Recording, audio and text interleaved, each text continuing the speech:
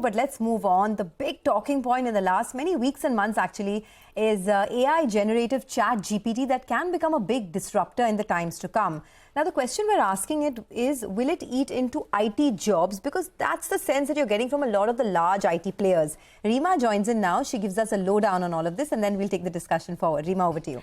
Thanks so much for that. So let's start with what generative AI like ChatGPT can do.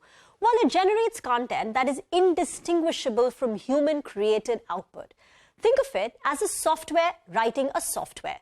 So you no longer need handwritten code written by engineers to develop a code for an app, for instance.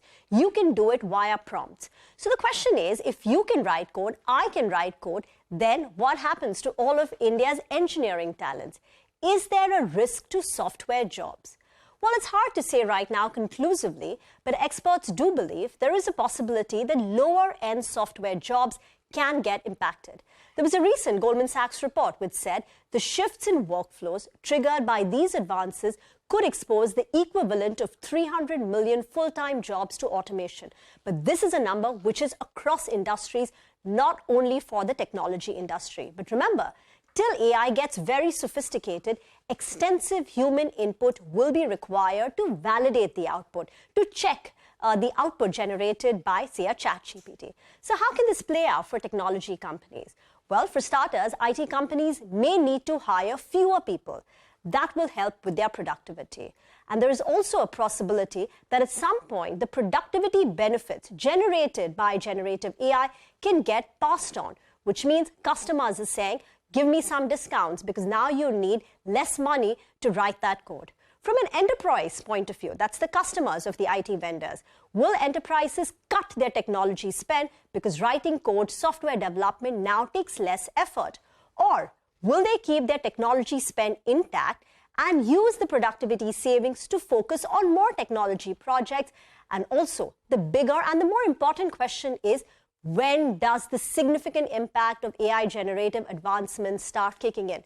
Does it happen as soon as 3 to 6 months, or is this something which is going to take time, 2 to 3 years, to become sophisticated? And I don't want to sound apocalyptic, and just to balance out the other side of the argument, worker displacement, which is generated from automation, historically has been offset by the creation of new jobs and the emergence of new occupations following the technological innovations. This is something that Goldman Sachs says, and they believe generative AI will complement and not substitute the workforce. Back to you. Rima, thanks very much for that. That's a very comforting way to end that piece, that complement will not replace. But let's put this to someone who's looking at this closely. Put out a note as well.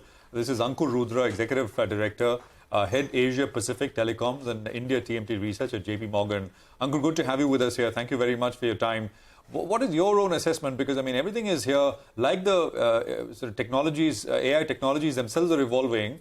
The assessment of what they will mean for work, IT services in this case is what we're focused on, is also evolving. What is your assessment currently? Hi, Prashant. Thank you for having us. So I think the way we think about this is like with any new technology, there is a lot of disruption. Now, any disruption has both positives and potential challenges. The key positives, I think, to start with is a significant boost to productivity. This industry has seen various productivity tools come through over time. Beginning with code libraries, tools where you could store code and reuse a lot of code. There are companies which have built internal code repositories where they could store code artifacts. So that just generally improves the productivity at the developer level. Moving from there, I think the second big positive is the talent availability. A lot of these tools such as this can expand the access to technology and code development beyond just highly skilled resources. One can potentially think about a wider pool where they can use a productivity tool like this to learn languages much faster, as opposed to depending on necessarily only an engineering talent base. They can expand that a lot more.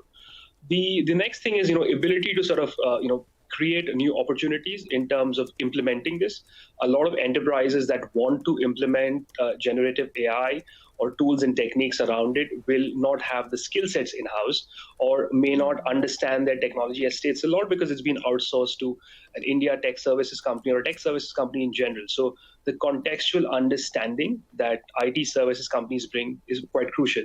Having said that, I think the key challenges that these companies face is that with every productivity tool in the past, we've seen the value eventually is passed on to the customer. So I think the value necessarily, for example, doesn't sit with the engineer or the company. So as a result, there could be an impact on pricing. Our conversations suggest the work that's been done today may perhaps need a lot fewer resources. This is probably truer for more legacy work around maintenance, whether it's applications, infrastructure, business processes, which can get severely distracted. And of course, from a pricing perspective, there can be an impact where we might see this as a deflationary tool. Okay.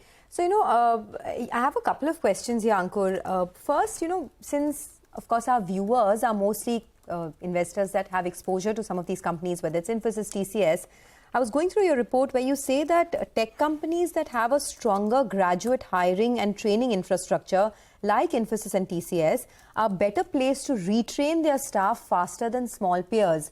So is it fair to assume that even if they can't keep up with the disruption, at least they can do it better than some of their smaller peers, which gives them an advantage? And hence, one shouldn't be too worried about their exposure to these stocks? I think what we've seen in the past is, this is obviously not the first technological disruption that the industry faces. We've seen, for example, digital transformation at scale, cloud, etc., have come and changed the way things are done over the last decade, and of course, not just the last decade, but many such changes over several decades. And companies that can retrain staff, what you really need to do is ability to sort of build up new skill sets. I think one of the interesting things that is true about this, for example, the recent launch of Microsoft's Copilot, is how you can use technology like this to empower an existing developer. So, using existing developers or talent bases to be able to use this and use this a lot more effectively. And hence, we basically said that companies which have a stronger capability on retraining staff are probably better at doing this. We've seen their ability to sort of, go with the times has been a lot better in the past. The second thing I think we also is true is generally the implementation of these technologies is preferred by consulting firms. So we've seen in past cycles also, consulting heritage firms are generally preferred whenever there's an element of FUD in the industry, whenever there's an element of uncertainty around new technology. Okay, Ankur, we'll leave it at that. We can go on with this discussion for an hour, but due to paucity of time, we have to end the discussion now. Thanks a lot for joining in and speaking to CNBC-TV18. So that is perhaps, one view on how generative AI can disrupt the space, how large companies can keep themselves relevant. Amith Singhee, the director at IBM Research India and Chief Technology Officer for IBM India South Asia, also joins us now to give us his view. Amit, before I ask you what the companies would be doing, what about the employees? Are people going to lose their jobs because of generative AI? First of all, hello, Sonia and everybody. Thank you for having me on your show.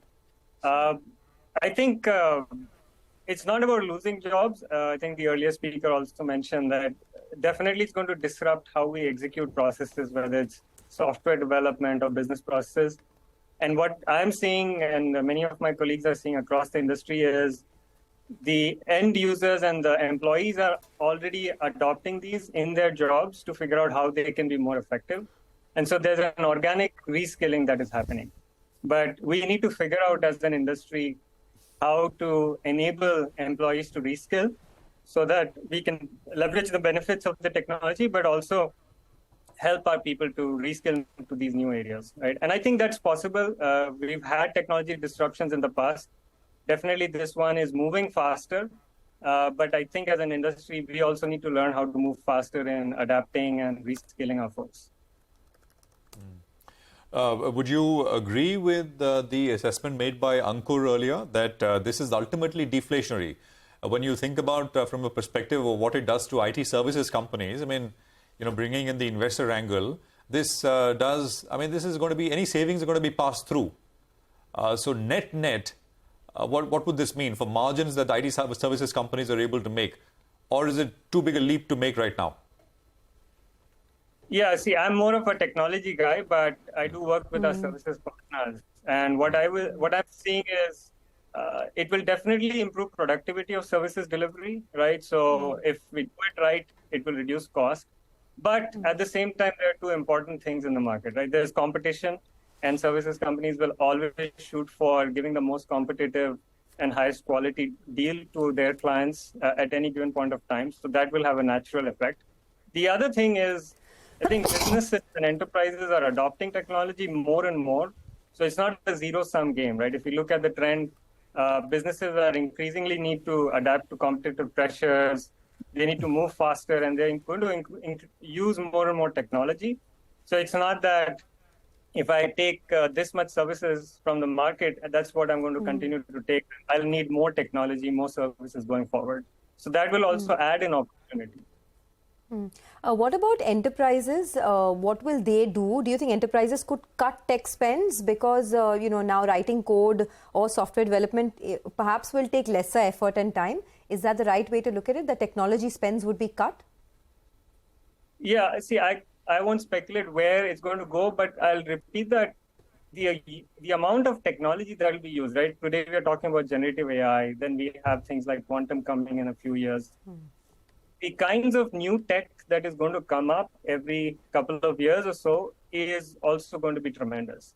And the potential of what businesses can do with them is going to be also net new. So it's not a zero-sum game. I think as there's maybe less spend on existing tasks around technology, there'll be new tasks and new use cases that will get added. And how that will balance out, whether it's going to increase or balance out is something to be seen. All right. Thank you so much for explaining that to us and, to make us understand how both companies, employees and even enterprises that use these tools, right, how they're going to sustain at a time of disruption. But we had a chat